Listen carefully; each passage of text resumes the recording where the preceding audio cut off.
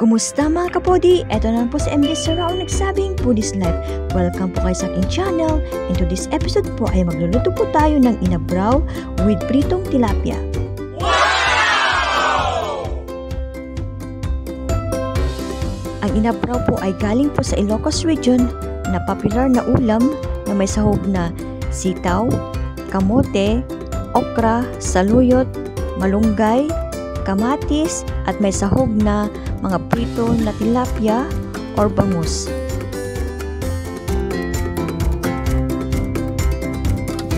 Ito yung isda natin, season lang natin ng salt at saka pepper.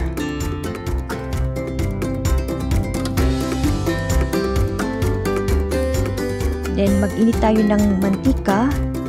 Then pipituhin lang natin yung ating tilapia until brown both sides.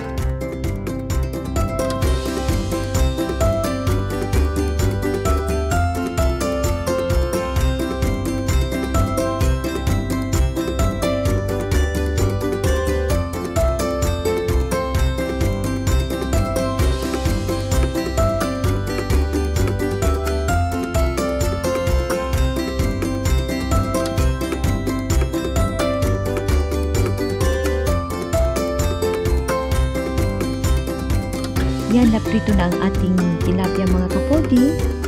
Set aside lang natin siya. Mag-boil lang tayo ng tubig. Then, tayo ilagay sa ating bagoong. Then, mix lang natin. Then, ibuhos natin yung bagoong sa kumukulong tubig.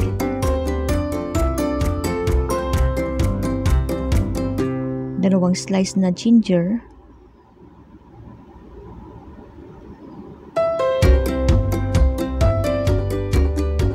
Lagyan natin yung ating kamote.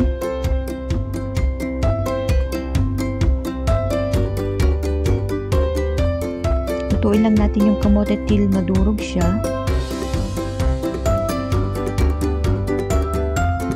Yan, yung ibang mga kamote ay dinudurog ko na para madaling maluto.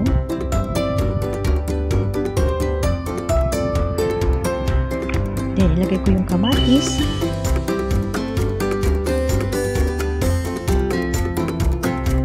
Yung sitaw. Yung okra. I-boil lang natin. Then, pag malapit ng maluto yung ating mga gulay, ilagay natin yung ating tilapia para ma-absorb yung katas ng tilapia na nagpapasarap sa ating sabaw.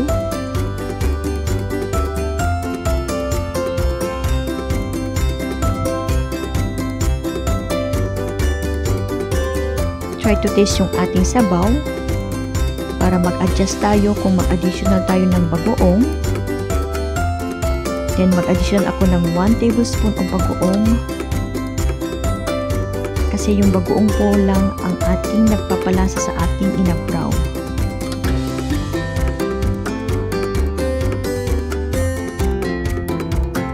Then try to taste again para siguradong malasang-malasa ang ating inabraw. Okay na, then ilagay na natin yung ating mushroom or kabote.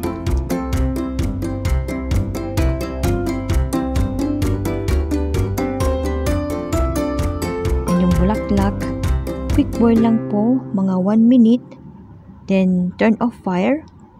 Hanguin na natin. Ilagay sa isang malaking bowl. Serve hot. Enjoy! Ganyan lang po kadali magluto ng inabraw ng mga Ilocano.